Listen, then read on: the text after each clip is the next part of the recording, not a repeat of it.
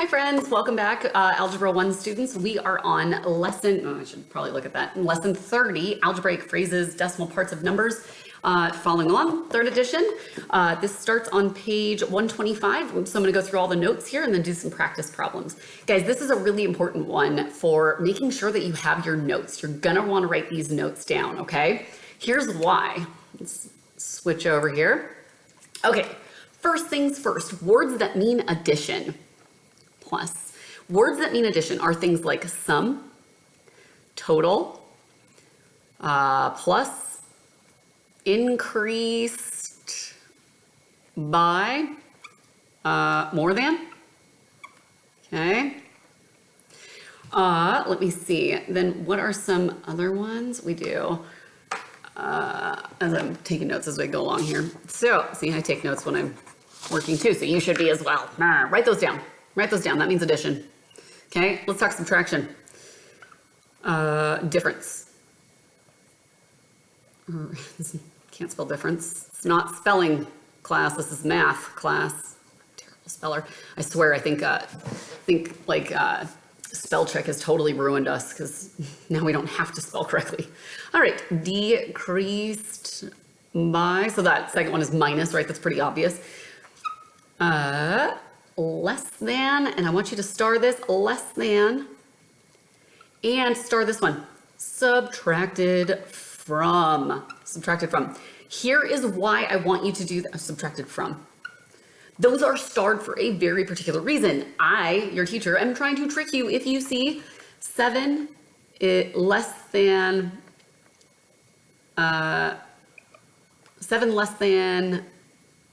a number. Now guys, when you see the words a number, we're just pick a variable. N, X, Q, I don't care. 7 less than a number. So you're probably thinking, okay, 7x. You would be wrong. Less than means flip that bad boy around. It actually needs to be x minus 7. Why is that important? Think back to let's do some examples. 10 minus 7 equals 3. 7 minus 10 does not equal 3, it equals -3. We get two different answers. So we have to be very clear when we're doing subtraction that that we're doing the correct order, okay? So when you see less than and you see subtracted from, know that I am tricking you and you need to flip these guys around. We'll do some more examples of those, but I want you to star those in your notes. All right, so we've done addition, subtraction. Our next operation is gonna be multiplication, right? I don't like x, that looks like a variable. How about a dot? Multiplication. Things that are multiplied, times, product, twice, just means 2 times, right? Double it. Double. Doubling it would be multiplication, triple, okay? Then my absolute favorite, the word of means times, Okay, let's make sure you get those down. Division. Things that mean division are quotient, separate, that comes up sometimes. Divided by, that's a pretty obvious one, divided by. Half, cut something in half or cut something in thirds. And then my favorite is per. The word per means divide. Okay, so let's see about how this works. So you'll see on page 125, there are some good examples. For example, the sum of a number and 7. The sum of a number and 7. Sum means addition, so it's a number and 7, okay? 7 less than a number. 7 less than a number. You're inclined to do this? Nope, it's less than, it's me tricking you. And minus 7. The opposite of a number, so the opposite of a number, I would write this one down. Opposite, put this on your notes so you know, opposite of a number, just like that. That means negative n, right? We're using n for number in all these. Okay, so then, let me fix that. You can see my Coke in the background. See, don't just drink it in class. Okay, so then, yeah, I think that'll be good for now. You can see those examples like I mentioned. Okay, so then let's set that aside for just a second and we're going to talk about decimal parts of numbers. For example number 1, what this says, example number 1 says 0.32, so 32 hundredths of what number, I'm going to use a little number symbol, is 24.32. Okay, so for other words that mean math things, the word is means equals. Write that down if you haven't already. The word what means x or means x or n or whatever, a variable, okay? It just means it's our unknown. So our what is our unknown. Okay, so let's try converting this. 32 hundredths, 0.32, of, which we just learned, means x, or means multiplication, right? And then, so 32 hundredths of what number means x, right? We said what means x, is, and we know is means equals, right? 24.32. 24.32. So let me clean this up a little bit because we don't usually put a multiplication symbol in between our variable and our number. So really it's 0.32, x equals 24.32. Well, we are multiplying here, and the opposite of multiply, divide. Divide. It's 0.32, because if I do it on this side, bam, bam, goes away. I should have probably grabbed a calculator before I started this. I am not going to do that in my head. I love you guys, but not that much. Okay, so it's not my favorite calculator. That's how you know you're here, math teacher. You have a favorite calculator. All right. Oh, definitely not that, because we are in degrees. Who did that? To radians. Oh gosh. Okay. So what we have is 24.32 divided by 0.32 gives us 76. Now I'm doubting that because it's got like stat written at the top. I don't know what that means. I'll have to look at that later. So let me just double check. 0.32 divided by 0.32. Okay, all right, 76 works. So x equals 76, okay? So again, we're just converting between English and math. So let's try example number 2. What decimal part of 42 is 26.04? Okay, so what decimal part, the word what means x, of means multiply, 42 is means equals 26.4, 26.04. Okay, so let's just clean that up a little bit. So we've got this. We know that.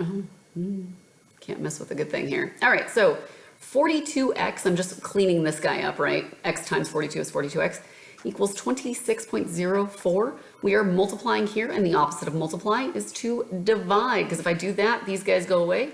But what I do to one side, got to do to the other. X equals 26.04 divided by 42 is 0.62, 62 hundredths, 62 hundredths.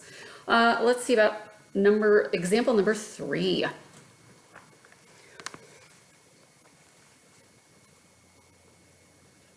It says 0.42 of 86 is what number? Okay, so 0.42 of means multiply, 86 is means equals what means x. Good, so we're going to multiply these two things together, right? Maybe that'll help. So 86 times 0.42 gives us 36.12 equals x. Bam, you've got it. All right, guys. So, hey, the practice problems are on page 126. I want you to go ahead and pause the video now and give those a shot. Give those a shot. Okay, guys. So here are the answers to the example problems. We'll go ahead and go through those individually, but I just wanted you to have the answers just in case. If you got them all right, bam, you're done. You don't need to do anything more. If you got them wrong, then definitely listen in, especially with these two, because actually we did not talk about that. So for example, or for problem set A, it says 5 times the sum of 3 times a number and -5. 5 times, so what I'm gonna do here, let's do this.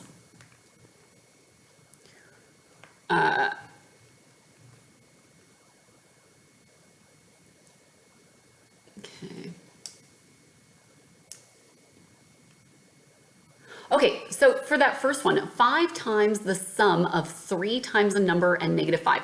You'll see here that 5 times the sum. Times and the sum are two operations. That's a big hand. Those are two operations side by side. So guys, what that usually means is you need to use parentheses. So I'm gonna write in my book because I own it. Please don't write in yours. So what you kind of wanna work backwards with these guys.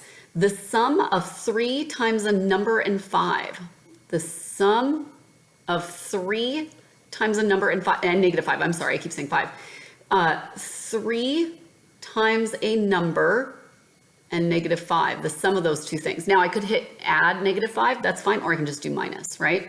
That's what's gonna be in the parentheses. 5 times all that garbage, so that's why we throw a 5 at the beginning of it, okay? Let's look at this next one. Look at that giant hand, woo. All right, so the next one is very similar to that. Again, we have two operations that are right next to each other. The product of 3 and the sum of a number, negative 5. So the product of 3 and the sum of a number and negative 50. I said negative 5, I don't know, whatever. Let's work backwards. The sum of a number and negative 50. The sum means addition, a number n plus negative 50 or minus 50, right? Because that's the same thing. The product of 3 and all that garbage. So product means multiply, so we're gonna multiply 3 times all this garbage here. Like that, okay? So, I do think these are helpful if you write them down, right? Like if you write this full sentence down in your homework and then you can write right above it. I think that's helpful until you get the hang of it. Otherwise, give it a shot. All right, so 3 times the sum of 5 times a number and negative 13. 5 times a number is going to be 5n plus negative 13. So in this case, I wrote plus negative 13, but you could also do minus, okay? All right, so 3 times the sum of the opposite of a number and negative 7. All right, this is a doozy, right? So we come back over the sum of the opposite of a number and negative 7. The opposite of a number we know is negative n and negative 7. And what are we doing to those things? The sum tells us we are adding those.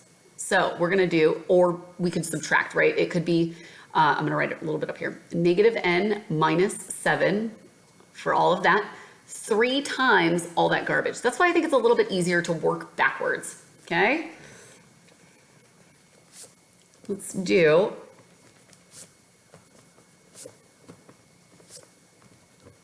all right, so let's do E through G now.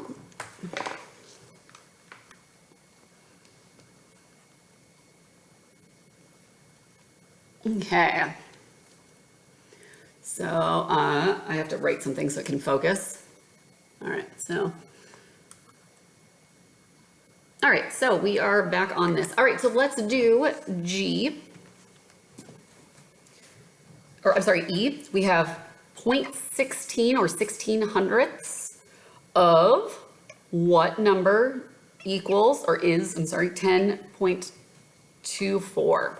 So I'm going to clean this up. I'm going to do 0.16 x, or 1600ths, I should really say the proper name, 10 and 24 hundredths divided by 0.16, because that is, I just said I would say the right number and then I totally failed. All right, so x equals, let's do it on the calculator that I trust, 10.24 divided by 16 hundredths is 64, okay? Let's look at, so that was E. Let's do F. Let's read that out loud again. We've got what decimal, so x of 80 is 60. So 80x equals 60. We're going to divide this by 80, divide this by 80. So x equals 60 over 80. However, we can reduce that. Let's lob off those zeros. We have 6 over 8. If we divide both the top and the bottom by 2, we get 3 over 4. So x equals 3 over 4. Now, guys, go back and read that question. It says, what decimal part of 80 is 60? That's not a decimal, that's a fraction. Turn it into a decimal. If you don't know how to do that, use your calculator, 3 divided by 4, and then learn how to do it and ask me, because it's gonna be important that you do. All right, so F, and then G. 48 hundredths of 8 is what number? And so 0.48 times 8 gives us 3.84 equals x. 3.84 equals x. All right, guys, if you have any questions, let me know. Otherwise, great work, and I will see you in class.